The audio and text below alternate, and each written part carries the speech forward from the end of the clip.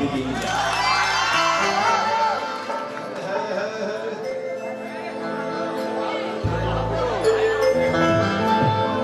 इस मंच में मौजूद है हमारे बड़े भैया सुमन भैया, जो मुझे बहुत प्यार करते हैं, बेटे जैसा मानते हैं। हमारा चाची बैठल भी है, चाचा बैठल बड़े।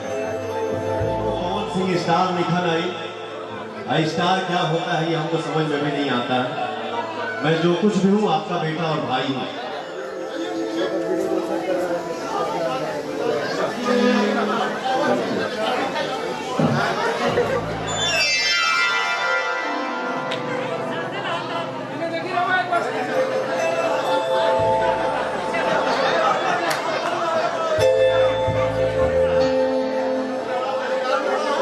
स्वर के दाता विद्या नायडू को हेलो।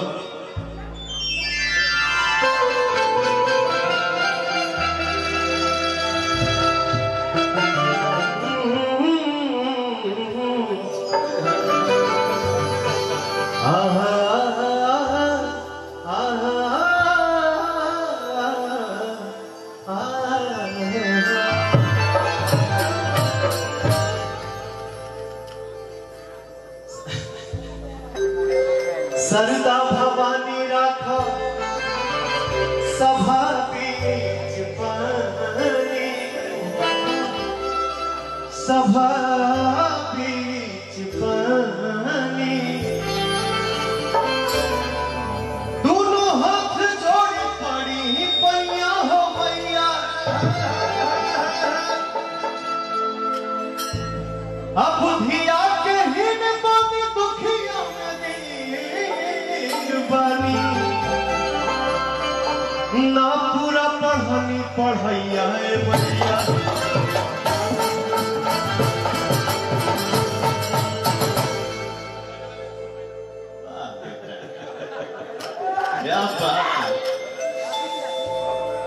होगा, एंजॉय होगा धीरे धीरे। सेवक घर सेवक घर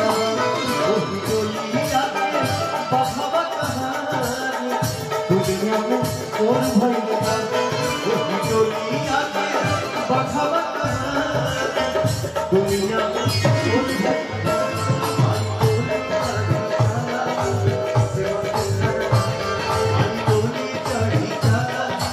सेवक घर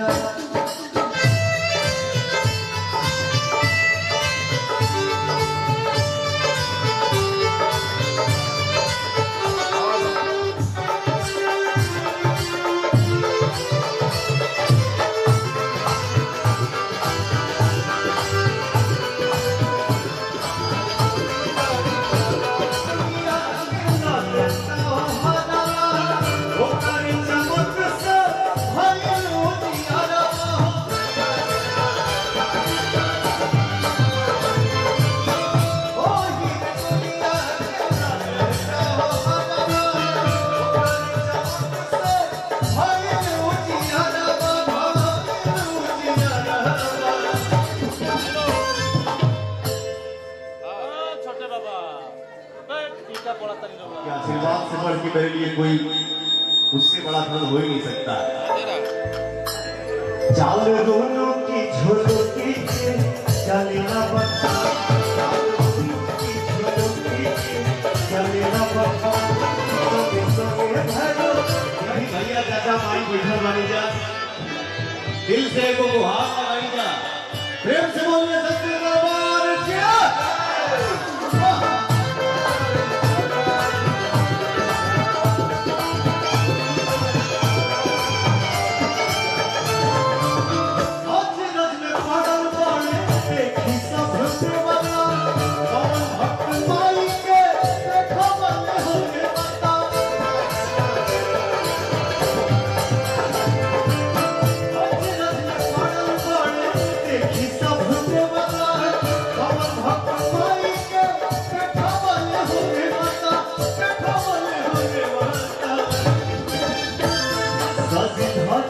चलनी माई बेटा घर के चलनी माई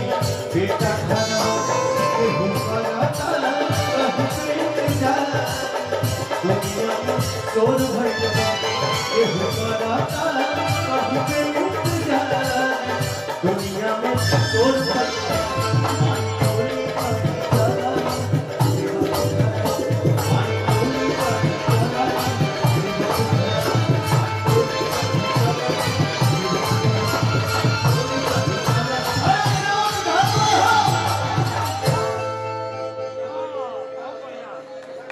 साउंड वाले भैया मिले जब राम सीता से तो होते वक्त फुलवारी राम उन्हें प्यारे लगे और सीता लगी उन्हें प्यारी कुछ भजन ऐसा बा जब हम बचपन से गाइला जब तक जिया तब तक सही बात ये सब हमारे चाचा के सिखावल ऐसा सब परिवार के सदस्य मानी जाते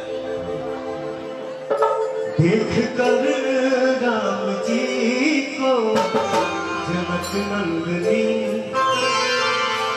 देख कर राम जी को जनक नंदनी बाग में यो खड़ी